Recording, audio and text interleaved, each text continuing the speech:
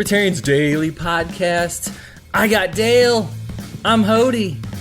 We're here. We're going to talk about hitting your goals. And, Dale, how are you today, man? Well, this is like parallel universe here because it seems like I'm still wearing the same clothes and all of that. I'm doing great. We don't wash off in here. It's just I'm breaking the time stream between the podcasts. So all right, Dale and I'm doing great. Yeah, if you're listening on your podcast feed, these got recorded at literally the same time, but they're going to post on different days. So if multitasking. Yeah, so if you see, right. So if you see that happening on the YouTube, don't go straight to do they ever shower / do they have other uniforms to wear? We do. We just don't feel like it right now. All right. I'm actually surprisingly fresh and clean today.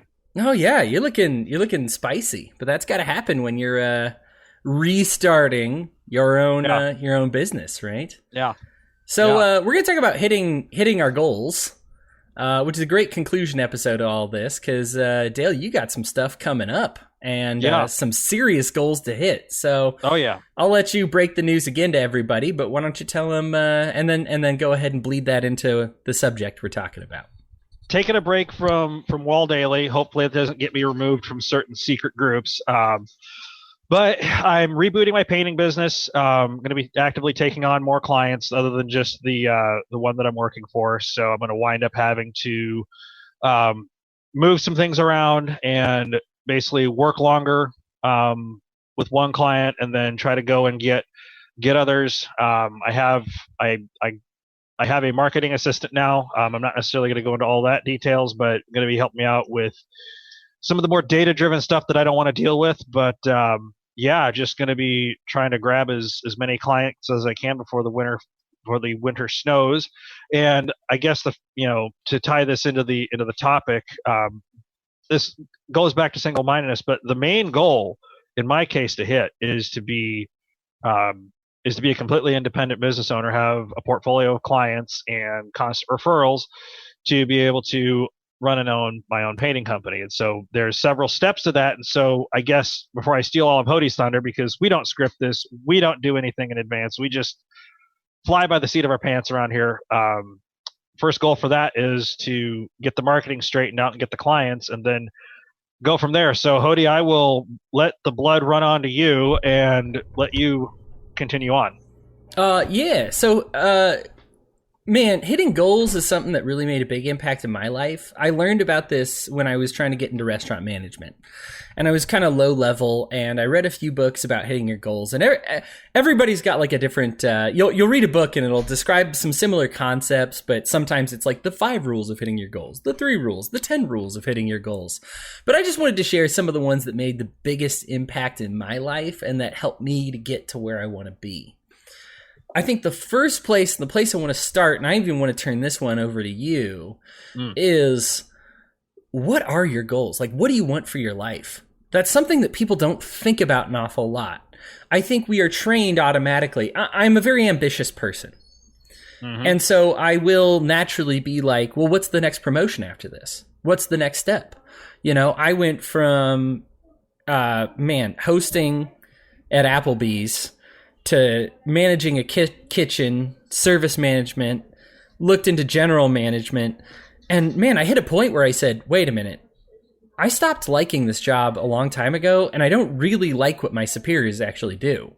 Like, I've lost track of what my actual goals are. Because my goal, here's a great example of a bad goal. Be the boss of whatever company I'm working at. You might think it sounds like a good goal, but really what your goal should be is, this is what makes me happy, so this is what I want. My goal is I want to live in a house that's like this because that makes me happy. Or I want to have this car because I like this car. It's okay if they're frivolous. Or some obvious goals. I want my family to be happy. And what you say is everything else is a means, right? So you got to separate what's a mean and what's a goal. What is a medium and what's the result? So for me, the focus became, well, obviously my goal with this company is to get promoted, is to go up.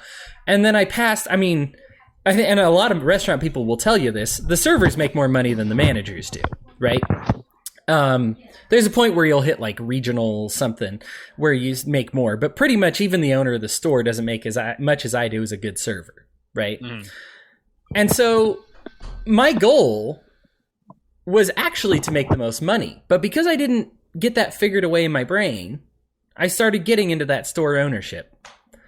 And I hated it. And I'm like, man, I'm working 80 hours a week and I make the same as what I did as a server working 40 hours a week. What's going on? You know? And so I finally just was like, wait a minute, time out, back up. I need to figure out what I need to do, what I actually like to do first. So I think the first thing is actually having a goal that's a goal. And so I just wanted to turn, what do you think of that? Are you asking me in terms of what my overarching goal is with no, like reboot, or just generally speaking? Like, what's your thought on like what's a goal? What's a good goal? What's a bad goal? Like what is a goal? A goal is an end state that you wish to achieve. So I would pretty much mimic and parallel everything that you said there. You have to, and not to steal from the SMART goals, but it has to be. I don't even remember what it is, but basically it has to be measurable. I should probably have looked that up, but oh no, I love the SMART goals. You're good. So I don't remember the actual SMART offhand, but I know you have to have. It has to be measurable, specific, measurable, achievable, relevant, and time bound. Yes, and that's what you have to do, because if you don't have the time bound, it's a vague notion. You have to have all of those things in play to be able to do it. And so if you're, in my case, if your end state is to get free of it's always been to get free of the rat race and be able to do the work that I want to do. That is the end goal. But now I have to figure out how soon do I need to have this reboot done? How specific is it? That sort of thing. And so I'm not necessarily going to air that out here, but that's what you have to consider in those terms. I guess an overarching goal one could consider is, and I don't necessarily view happiness as necessarily, as we conceive of it, as necessarily a good goal, because you could be happy playing Fortnite, 5 nights a week, but you're not going to move your life along anywhere. I would couch that more in terms of what the Greeks termed eudaimonia, which is more like flourishing. You're satisfied. You're moving forward with your goals. But I would agree with you entirely. You have to be specific, measurable. I can't remember the rest of them. I'm so sorry. I am all over the map. I am not doing a very good job here, Hodey. I apologize. But I'll turn it back over to you, man. You're good. You got a lot going on. The specific, measurable, achievable, relevant, and time bound. Happiness is a bad goal because it's not specific. So what you need to say is, yeah, happiness is something, it's a good thing to have. It's a good thing to want. But how do we get happy? And break it down that way. So for example, why do we call them goals? I'm a sports lover. I love, you might notice the Women's World Cup going on right now. Loving it, by the way. Having fun with that. Now, what's a goal in soccer? Well, that's something that helps you win. So your goal can't be just to win. A goal happens when you put the ball in the net. How are you going to put the ball in the net? The most balls in the net wins. So happiness is, like you said, that's too vague, right? Break it down. How are we going to put the ball in the net first? Okay. Happiness, like you said, it's too vague. So how do we break down happiness? Say, what are the things that make me happy? Okay. Let's focus on those things first, right? Let's get to work on those things. And so, yeah, I approve of what you said there. I think I used, a happy family as an example, but yeah, that's not a great goal to have. Relevant. I think that's part of the SMART goal thing, and that's sometimes an underrated one, because people will say, well, my goal right now is to, get through the day or to live or, whatever it may be. It's like, well, that's going to happen. You're going to be alive at the end of the day, regardless, Or will you? The thing is if we're breaking down goals, you're going to end up having a lot of them. And so you need to clear the sheet of some of the ones that aren't actually relevant anymore. Are you doing things in your life that aren't really helping you towards the goal? You might not be doing something that hinders you, But you might just say, like, that's probably not the best expenditure of my time. Man, I can think of, I know that there's some workout strategies. And for me, my time at the gym, my time is very valuable, right? I work almost a full-time job in podcasting and then a full-time job, right? So you're looking at about 80 hours a week dedicated to my craft, you know? And so if I'm at the gym, man, that time has to mean a lot, right? And it has to be impactful. You can be on a machine that will help me get in better shape, but I can spend an hour on one machine and spend, you know, and burn off like 200, 300 calories. Or I can be on another machine for 30 minutes and burn off 500 calories. So what you got to do is find what's relevant. You might be right in the sense that something is helping you, but time is a limited commodity. So you have to do what's helping you the most. When we talk about relevant, look, maybe you've got 1,000 goals. There's 1,000 things you want to accomplish in this life. Let's start with your most relevant goal first and work from there, right? What is most relevant right now? You know, and break it down from there. I think you just have to prioritize better. Absolutely. Absolutely. In the interest of prioritizing, that just means that sometimes does mean just getting through the next few minutes or getting through the project that you're on. You do want to make sure that you're present for that. Generally speaking, if you're going through, and you know, this is not intended to be professional advice. We are merely providing information. But typically when you're rebooting or starting a business, you need to identify your client and you need to get the pieces in play, because right now, as I'm the artisan and everything else in the company, so I have to sell the jobs and then I get to go do them until I get a crew working under me. So the first, in this particular case, the first goal is to get booked out maybe a month or 2 months and get things to the point where you have more or less a queue of customers where you can start charging and working. The relevance goal may be entirely different for you. You have to think in those terms. What's going to get you to the next step? Hodey, I'll hand it back to you. Oh, okay. The next step, These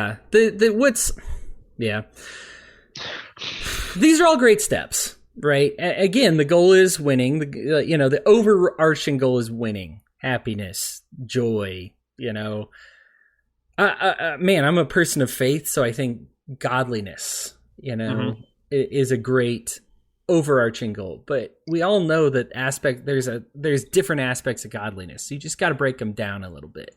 You talked about it in terms of steps, right? You don't just become Christ-like overnight. This is a lifetime of work. This is effort. You just try to model a single aspect of his life and say, I'm going to do a little bit better at that area today.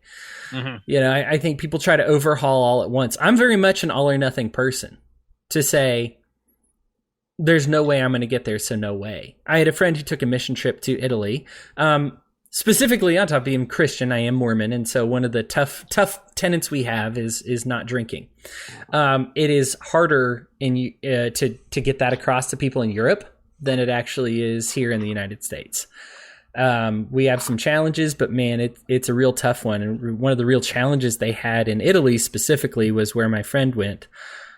She just was like, man, these people were just said, I believe it. I'm down with all the tenets. I can't stop drinking. There's no way. So maybe instead of going cold turkey, it's time to maybe just decrease your dosage. I don't want this to be, I of course love I am so all or nothing in my life, and it's bad because what you need to say, because what you'll do is then you'll just procrastinate. You say, These people said, literally, I will put my salvation on hold until I'm in a place in my life where I can stop drinking. And it's like, well, you don't have to do that. Maybe just be a little better in the following day. Do a little better. Maybe wean yourself off. Maybe give yourself even a long-term plan, even a 10-year plan. Or allow yourself with some saying, if I fail this goal, then here's what else I have to do, is make some contingencies. I think, and again, I'm not putting my anti-drinking rhetoric off on everybody here. You are. No judgment. This is this is a specific problem to my faith. But you just say, it's funny to see somebody willing to accept everything else, but you're getting hung up on one thing. And to just say, well, I'll go ahead and embrace everything as soon as everything else is in place. Liberty community especially has this problem. Well, I'll start acting a little more libertarian when I see these changes happen. You need to work on that yourself. Build yourself up better, build your own community better. We're not getting a libertarian society overnight, right? It's just, I wish, right? But it's not happening. Let's go find the gauntlet. Let's go find the infinity gauntlet. You start the infrastructure, right? To say like, man, here's one way I can support this business that doesn't have to pay taxes. Maybe it's just one business. Maybe you only have access to one. But start, and then as soon as you start that, you'll find another and another and another, and you'll gradually get there. As opposed to saying, I'm either working in a job where I can live entirely in my house and live on mushrooms and never see an outside soul again, and it's off the grid so I never pay taxes, and it's out in the middle of nowhere and they'll never find me and I'm a total hermit. Maybe start by, instead of saying it's either that or I'm just a total statist, living in a statist world and doing all the statist things I have to do, maybe just start and say, you know what? I know a meat supplier. I love me some meat, steaks. Dale, I know you are the same. Ribeye. Yeah. All ribeye. Ribeye is the only steak. And he gets more money selling his product when he doesn't have to sell it who he's legally required to sell it to. And so if some of those logs of New York strips, sirloins, or ribeyes happen to go missing, sirloin I buy by the butt, but if some of them happen to go missing, it's a sirloin butt. It's what it's called. I'm sorry, but they're good. They're good. But he'll sell a butt of sirloin for it. He makes more money, and I pay less money than I would at the grocery store, right? So we have this great little transaction set up, me and this guy. Now, is everything in my life that devoid of statelessness? No, absolutely not, right? I pay for my driver's license. I have taxes that I do pay at the end of the year. I don't like that I do any of those things, but instead of saying all or nothing, I wouldn't have met that guy if I had an all or nothing attitude, because I say, well, then I have to do this, that, or the other, and I'm just not going to get around to it, right? It starts with that guy. Then maybe I find somebody who goes cabbage, vegetables, fruits, who sells those on the sly as well, right? And then I say, okay. But my veggie diseases. Ugh. My veg syndromes. Yeah, I know I'm not going to get anybody excited about eating your vegetables on this program, but yeah, that's how it starts. And I just think that so getting back into hitting your goals, make them manageable, right? Make them small. You don't have to have an all or nothing. I think, again, bad goal, quitting smoking. Good goal, smoke less in 1 month than I'm smoking today, right? And then you break that down and say, that's how I hit it, And maybe you can cold turkey it, but I don't think that the majority of the problems in your life, in your brain, especially if it's a very real problem, that's taken time. That's festered in your brain. Your brain is used to doing those things. And so it takes a lot of work. There's this great study by the Cato Institute where they found that discipline took a lot of energy from you. It's a very measurable thing, and you can run out of that energy. And when you run out of that energy, you'll have a lack of discipline. They said basically there's a reason that strip clubs aren't open till dinner time. Because, yeah, you could go to the strip club before work, but people don't. Because most of the time you're like, oh, I'm not supposed to be going to the strip club. That's a waste of money. I shouldn't go there. At the end of the day, you're like, it's not a waste of money. This is what I want to do. It's my money. I've earned it. Their discipline's let down, right? The exhaustion has set in. And so they say, well, this is why you tend to find vice late at night versus the wee hours of the morning, and this is, the study was fascinating. They did it. The strip club was a brief example. They conducted it with several different things, especially with eating habits. Right. But to just say, man, this is a very finite resource. So don't pretend it's infinite. So know yourself and just say, man, I'm not going to be able to kill Goliath in one day, but I can throw a few stones at him here and there and break it down until it's finally at a place where I can manage it. Right. Yeah. I would add to that. add that the concept of both trajectory and knowing and awareness. Trajectory, you want to just make sure that you're plugging away at it, whatever it is that you're doing. The other idea is awareness of when you need to stop for the day, and and combating those vices. I mean, the thing you need to do when you're done working is get yourself home and eat your dinner, or not if you're doing intermittent fasting. Stay off of your devices, and I'm speaking from experience here. Stay off of your devices, stay away from the computer, and go the flip to sleep. Get your if you're I'm just thinking in terms of combating vice, but even just like making sure that you get recharged. Sleep was a huge part of the experiment. You can only build energy while you're sleeping. And so this is, it's funny because you think you're being flippant when you're saying get some sleep, but no, literally get some sleep. Like if you think you are actually, your brain, I guess your body physiologically can only build ATP energy while you're sleeping. So you can't just say, it's not going to get better in an hour if you're awake for that hour than it is at that moment. So if you're saying, well, I would fail it right now, but I'm sure I'll succeed in an hour. You got to get some sleep. Go ahead. Keep going though. No. And I wasn't being flip. I said flip instead of fuck. So what I'm going to say is then just go the fuck to sleep. Ooh, bad cuss words. Sorry, I'm such a juvenile when it comes to that. Sorry, Mom, if you're watching or listening. It's like, Dale, we have children in the house. No, you're fine. We were such a good family program. But you know what? If you're going out, let's go out hard, right? It's Chris drops F-bombs all the time on the big show. Yeah. What are you talking about? Oh, no, the big show? Yeah, that's... dude, every show, I have to put explicit next to it.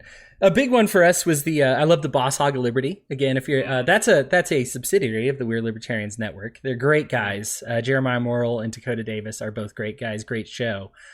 Every show, they will swear at least once, a bad swear, and I'm just like, oh, I feel like it's like a rap album where every song next to it says explicit. When you scroll down our feed, even on Spotify, I use Spotify, and every single one's like explicit. It's like people are going to look at this and thinking I'm listening to like some old school DMX or something. You know what I mean? Like the Ghetto Boys. And all I do is listen to stuff about people shooting people. And they're like, what? This is a political podcast. How are these so explicit? Because there's so much bad stuff going on. You have to swear about it. But I'll get to my point that I derailed with that juvenile nonsense there. Just go to sleep. Don't play your video games. Don't stay up any later than you need to. Use the thirds equation if you need to. In other words, you spend a third of your life sleeping, you spend a third of your life working, and you spend a third of your life doing the other side of it. Now, if you end up doing 2/3 of your life working, get to that other third as fast as you possibly can when you get done working, so that way you can regenerate and get after it. That's where I would say. That's where I would say, because the thing of it is, when you lose the discipline, you start to make the ATP. And what's that an acronym for? You said ATP. Oh, what's man, hold on. Scientific term. I'd have to look it up here. ATP. Well, the point is, when you start to run out of that, you start making mistakes. Now, I've got being a tradesman. Go ahead. What is ATP? Adenosine triphosphate. I wasn't going to pull that up. So that's basically the gas. That's basically the gas that fuels us, like that helps with discipline. So it's a molecule specifically, and it stores energy. It's okay. Yeah. So, man, what's the best way to say this? So specifically, it stores energy. So you can overeat and say, well, I should have plenty of energy, because what we tend to think of energy are calories, right? Right. And that's true, right? I don't want to misinterpret that. But ATP is what actually like boxes it and sends it to the place that it needs to go in the body. And so what you'll run out when you don't sleep, you actually run out of boxing. And so what they say is, well, in this analogy to say like a shipping company is like, well, we have a bunch of stuff from Amazon. I have a bunch of addresses and I have no boxes. Right. So I can't send it there. So it actually, and this is where you actually get into the weight problems a little bit too, is they'll say, well, we have energy, but I can't actually send it anywhere. So it's just going to sit here in your gut. Sorry, Yep. because I don't have the energy to do anything with it. Or I'm sorry, I have the energy. I don't have the capacity to send this anywhere. The shipping container, right? Yes. To burn it up. And what I was getting at is in being a tradesman, I've got plenty of cuts and whatnot. I haven't lost fingers yet. I'm just here. All my fingers are here. But the thing of it is, I noticed that as I get tired towards the 12th or the 13th or whatever hour I've been working, even in a short 8-hour day, I'll start feeling foggy. I quote unquote become stupid. I drop things, which is not good if you're a painter. I typically don't drop wet brushes, but like if you're scraping or something, or you begin to lose coordination. As soon as that starts happening, now if you can finish your shift, obviously do it whatever your boss or your client needs you to do for that day. But as soon as you're able to get to a stopping point, get out of there and get to sleep. I'm just emphasizing that, and I'm partly just trying to rebound that back to myself because I, like you, am an ambitious person, and if I don't watch it, I will just go completely bonkers, maybe wind up unwillingly camping at the job site and have my my client find me in the morning like, what are you doing here? Yeah, Why are you sleeping? Why are you sleeping where you're working? And I'm like, I'm sorry, boss. I just wanted to get this done, and I just fell asleep. I'm so sorry. You've been off quite a bit, so you got a lot of chewing to do, and you want to make sure you got the time and the energy to chew with. Well, exactly. My final thoughts are kind of already subject. Being goal oriented has kind of changed my life in a really positive way, and I think I was very hesitant to start because. And I think any hesitation that you as a listener might have, I probably had too. That if you write it down, you're kind of bound to it, so you have to do it, and it becomes like homework, and it seems like a chore, and you just kind of would rather gradually get to it. But there's no reason they have to be unpleasant or they have to be unfun. You can reward yourself for hitting your goals. I mentioned the soccer thing. Man, winning is fun. So, you might say, man, it's a lot of work to score that goal, but there's nothing like the exhilaration of hitting it, right? It's a lot of work that goes into, I'm not a good soccer player. I am a good baseball player. And there's a lot of work and working out and effort that I have to do to really get some power in the bat. For me, I'm usually great contact hitter, but I wanted to add some juice to my game. Took a lot of work. Finally started being able to hit the ball out of the park in like middle school-ish. And then, was actually like a great slugger when it came high school and college. That's your new nickname, Slugger. I'm Slugger. Immediately. I don't know if you want to do that. Hodey's already a nickname, by the way, so I don't need another.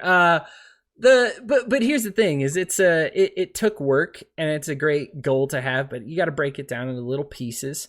And it's fun to see the ball go over the fence, man. It's so rewarding. And yeah, the ball going over the fence, I mean, it only takes you, 20 seconds to give you a nice waddle around the bases, but that 20 seconds is so worth the 4 hours at the gym that you put in that week. It's just, you just say, man, it was really worth it. All that studying that you had to do for the pitcher, and say, man, I knew that pitch was coming.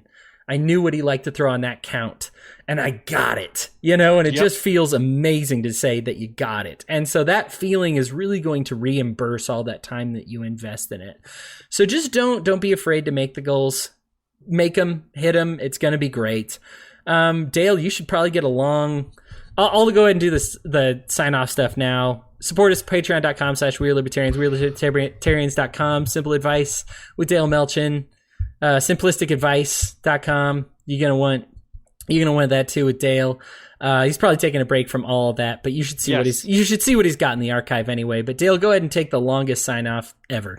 Oh, I'm not going to take that long of a sign off. If nothing else gets you motivated, I've referred to violence of action before. It's not necessarily physically hurting somebody, but it's psyching yourself up to kick the door in. And even if you have to have a shift and think about the thing itself and getting past it. Just, I don't know how to describe it. It's very difficult for me to do it, but you just grab the thing itself by the scruff of the neck and wrestle it to the ground, even if you're doing it badly, and go for it. even if the goal in front of you right now is just to survive the day, then fine, do it.